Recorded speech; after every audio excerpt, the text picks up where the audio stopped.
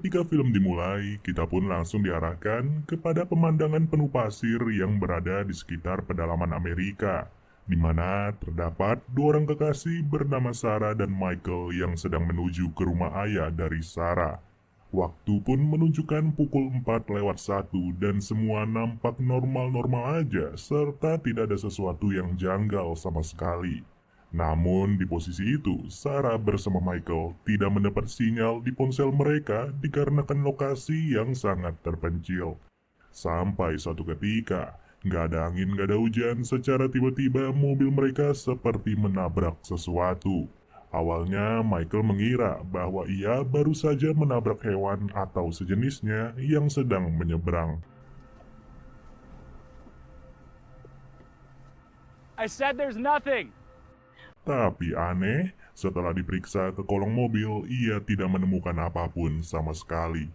Jelas, fakta ini membuat Sarah keheranan sendiri, karena mobil tersebut terasa seperti terbentur dengan sesuatu yang keras. That doesn't make any sense. You're not at all freaked out by this? I'm confused. No blood, no dents. I mean, not even a scratch on the car. Where are you going? I know, but it's strange. Sontak, berjalanlah Sarah ke belakang mobil, yang entah bagaimana terdapat tumpahan bensin di dekat mobil mereka. Namun hal tersebut tidak membuat khawatir, mengingat sampai detik ini tidak ada satupun makhluk yang mereka tabrak. Ya, hanya saja disinilah Sarah bersama Michael nggak sadar bahwa mereka mulai diikuti oleh sosok misterius dari kejauhan, di mana sosok itu menggunakan mobil berwarna hitam pekat serta selalu membuntuti Michael dari jarak yang sangat dekat.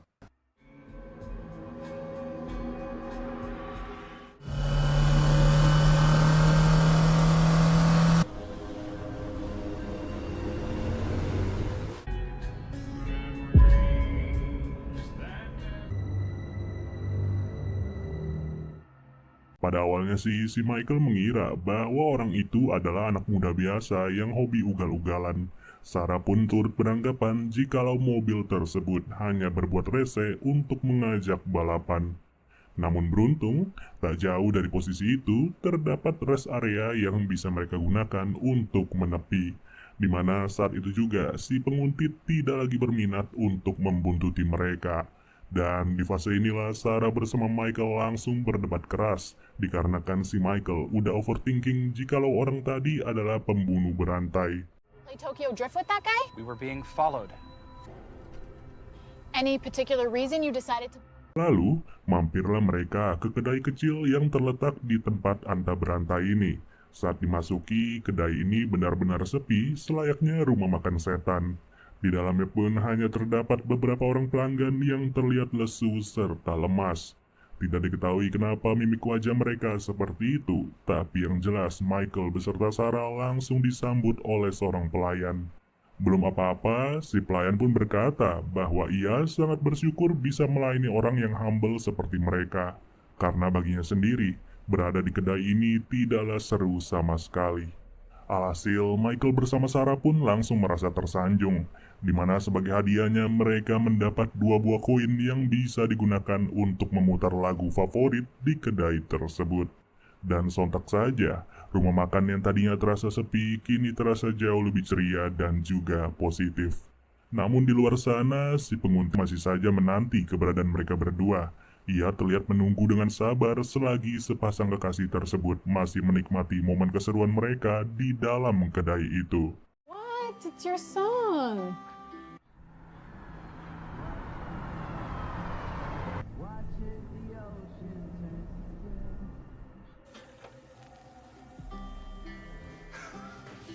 Good. I guess I will be. I don't know. Sebelum pergi, Sarah merasa iba kepada sang juru masak yang berada di rumah makan tersebut. Ia sengaja memberikannya segepok uang karena si koki benar-benar mirip dengan sosok ayahnya. Singkat cerita, berangkatlah mereka berdua untuk melanjutkan perjalanan. Yang mana untuk giliran sekarang Sarah bertugas untuk mengemudi sedangkan Michael bersiap-siap untuk beristirahat.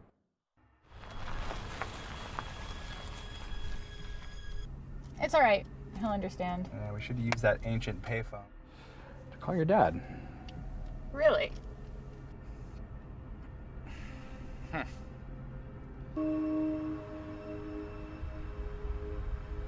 Namun tiba-tiba, mobil mereka terasa seperti menabrak sesuatu untuk yang kedua kali. Tapi di momen ini Michael tidak perlu memeriksa kolong mobil lagi karena ada suatu keanehan yang baru disadari oleh Sarah. Tak lain tak bukan, tempat ini adalah tempat yang sama di mana mereka sempat merasa menabrak sesuatu sebelumnya. Jelas, dengan penuh rasa kaget sekaligus heran, Michael bersama Sarah pun hanya bisa bertanya-tanya sebenarnya mereka sedang berada di mana. Di sisi lain, si manajer rumah makan terlihat berbincang bersama koki dan juga si pelayan. Manajer itu berkata bahwa mereka harus terus menjalankan tugas seperti yang sudah dijanjikan sebelumnya. Nah, pada poin ini masih menjadi tanda tanya besar tugas apa yang sebenarnya dikerjakan oleh mereka bertiga. Lalu, scene beralih lagi kepada Sarah dan Michael yang masih keheranan. Sialnya, belum selesai dengan rasa heran itu, mereka pun harus menerima kenyataan jikalau si penguntit masih saja bersiap untuk membuntuti mereka. Namun disinilah bukannya mengamuk, Sarah pun dibikin ketakutan dengan paras dari sosok itu.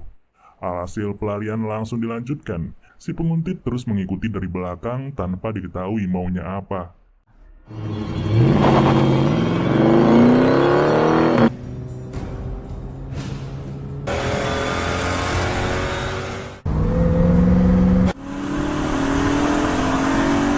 Gak kebayang sih jika hari yang kita anggap bahagia malah berujung semencekam ini.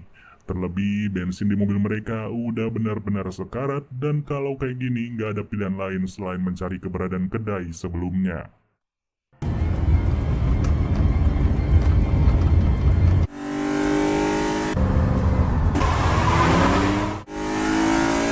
Yang untung saja, tepat di depan sana, rest area tersebut pun mulai terlihat. Dan memang benar saat Sarah melipir ke dalam, sosok tersebut tidak lagi berani untuk mengejar. Dari situ, Sarah pun mengalami mual yang luar biasa. Lalu, ia langsung mencari telepon yang sekiranya bisa dipakai untuk menelpon 911. Hanya saja, bukannya membantu, pihak kepolisian malah menyuruh Sarah untuk beristirahat di rest area sekaligus mencari kenyamanan di tempat itu. Hours? Ma'am, you're not exactly at First and Main. It'll take... Tak lama, Michael mulai menceritakan keluh kesahnya terkait aksi si penguntit yang selalu mengikuti sedari tadi. Tapi aneh, apapun itu yang diceritakan oleh Michael, si manajer sama sekali tidak merasa panik. Ia seperti sudah tahu apa yang terjadi dan bahkan ia hanya meminta Michael untuk segera istirahat. Di saat itu jugalah secara tiba-tiba seorang pelanggan yang dipenuhi luka memar mulai mengatakan bahwa ia ingin bercerita. Namun sayang, belum saja sempat berbicara, si manajer pun langsung datang untuk mencegah. Setelahnya, dibawalah perempuan tersebut ke sebuah kamar, yang mana pada titik ini si perempuan terus berkata bahwa ia belum siap untuk pergi. Belum diketahui pasti dia akan pergi kemana, namun yang jelas si manajer langsung mendorongnya masuk ke kamar itu. Please, no! Sorry. No! Di situ, sebuah kamar pun telah selesai dipersiapkan oleh si manajer, yang mana Michael bersama Sarah sadar bahwa tempat ini turut menyediakan penginapan bagi para traveler. Tapi anehnya, entah bagaimana si manajer bisa mengetahui nama Sarah dan juga Michael. Padahal sebelumnya, mereka tidak pernah menyebutkan nama sama sekali. Terlebih, Sarah pun gak sengaja mengintip ke salah satu kamar yang mana ia melihat perempuan tadi akan segera disiksa oleh seseorang. Tak diketahui pasti orang itu siapa, tapi yang jelas firasat Sarah semakin tidak enak. Dan disinilah Sarah pun segera mengajak Michael untuk pergi secepat mungkin. Dengan banyaknya kejanggalan yang mereka temui, Sarah segera menyimpulkan bahwa ketiga pihak itu benar-benar bekerja sama dengan si penguntit. Yang memang benar, di saat yang bersamaan si manajer langsung marah-marah karena baru kali ini tugas mereka bertiga tidak berjalan dengan tuntas. No! Yes, good, just like that. Good, that's good. Just keep doing that. Keep doing that. I've got this. Setelahnya, waktu demi waktu pun berjalan secara lambat, di mana pada saat yang sama si koki mulai teringat lagi dengan kebaikan dari Sarah. Dari situlah ia segera berdiskusi kepada si manajer di mana terdapat satu hal yang membuat si manajer tidak setuju. Namun pada situasi yang berbeda, si penguntit kembali beraksi. Tapi kali ini Michael tidak akan berhenti di kedai tersebut, melainkan ia sengaja tancap gas sembari dikejar tanpa pernah berhenti. Michael bersama Sarah ingin tahu apa jadinya jikalau mereka tetap dikejar oleh sosok tersebut. Dan demi mencari jawaban yang berbeda, Michael pun nekat untuk memutar balik. Ia sengaja melawan arah dari jalan ini tak peduli apa yang akan terjadi setelahnya. Dan anehnya, sedari tadi mereka berjalan di lokasi yang sama, waktu pun hanya bertambah 10 menit saja. Bukan hanya itu, bensin mereka turut awet di titik yang sama tanpa adanya pengurangan sama sekali. Tapi sejak saat itulah mereka masih berusaha untuk berpikir positif serta berharap adanya keberadaan bantuan. Heran dengan kejanggalan yang semakin menggila, Michael langsung memutuskan untuk berjalan kaki melintasi hamparan tanah. Yang apa boleh buat, cara ini adalah cara terakhir untuk mengetahui apa yang sebenarnya terjadi. Dan benar saja, secara tiba-tiba mereka langsung melihat sebuah mobil yang sudah ringsek parah. Di mana kagetnya mobil itu adalah mobil mereka berdua. Jelas pertanda ini menandakan bahwa sedari awal mereka berdua sebenarnya sudah mengalami kecelakaan. Dan setelah mengetahui fakta tersebut, Michael langsung berontak kepada sosok misterius itu. Want a piece of me? Michael, no! Stop! No, come on, you want me? Alhasil, Michael pun harus terkena luka sayat yang cukup dalam di bagian dada. Tak ada opsi lain, kembalilah mereka ke jalan semula. Anehnya, meskipun sudah berkendara ke arah yang berlawanan, mereka masih saja melintasi rumah makan yang sama. Apa boleh buat, untuk yang ketiga kalinya mereka pun harus mampir lagi ke kedai tersebut. Namun bedanya pada kunjungan kali ini, si manajer beserta karyawannya tidaklah menyambut mereka, melainkan Sarah segera disuruh keluar untuk menghampiri si manajer. Dan pada faktanya, si penguntit juga terlihat berada di tepi jalan itu. Lalu, Sarah pun diberitahu bahwa sedari tadi ia sebenarnya sudah mengalami kecelakaan bersama Michael. Mirisnya, akibat kecelakaan itu, mereka berdua harus berada di ambang batas dari kehidupan dan juga kematian. Yang bisa dibilang, sekarang ini Sarah beserta Michael sedang berada di fase sekarat. Ya, kalau kita mundur lagi, momen tersebut sebenarnya sudah terjadi ketika mobil mereka terasa seperti menabrak sesuatu. Yang pada faktanya memang benar pada saat pukul 4:01, mereka sebenarnya benar-benar menabrak benda keras. Dan ternyata benda yang mereka tabrak adalah sebuah mobil, yaitu mobil dari si perempuan penuh luka yang turut berada juga di dalam kedai tersebut. Jelas terjawab sudah kenapa Sarah bersama Michael hanya menemukan tumpahan bensin. Karena memang bensin tersebut merupakan pertanda bahwa sempat terjadi kecelakaan.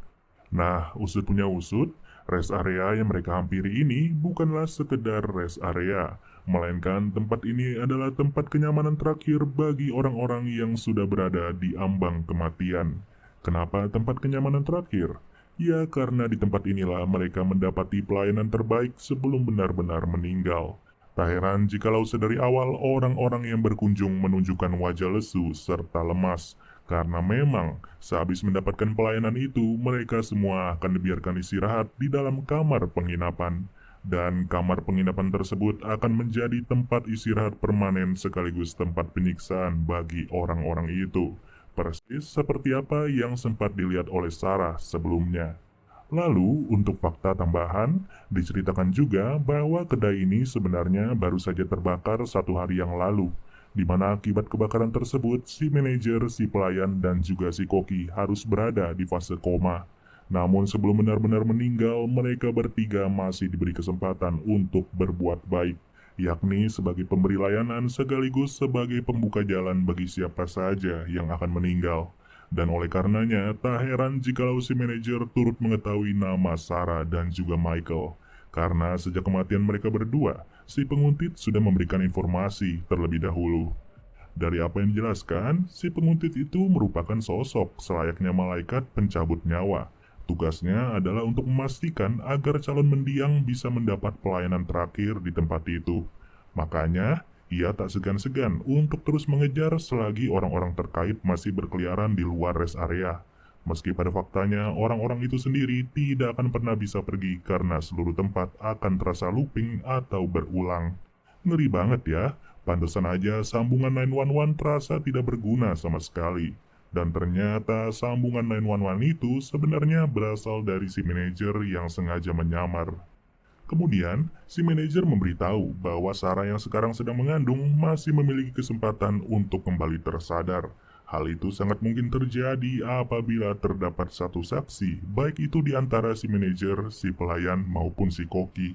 Dan siapa sangka, atas tindakan kecil dari Sarah, sang koki pun bersedia untuk menjadi saksi. Ia akan menghadapi langsung si malaikat pencabut nyawa agar Sarah bisa mendapatkan lagi kesempatan kedua untuk hidup. Dan siapa sangka, pada akhir film kita pun diperlihatkan bahwa Sarah benar-benar tersadar. Ya, selamat ya Sarah atas kesempatan keduanya. Tapi sangat disayangkan Michael nggak diberikan sama sekali, melainkan ia harus masuk ke salah satu kamar. Dan pada intinya, semoga film ini menyadarkan kita untuk selalu berbuat baik sekecil apapun itu. Karena jujur aja, kita nggak akan tahu apa yang terjadi ke depannya selama waktu masih berjalan.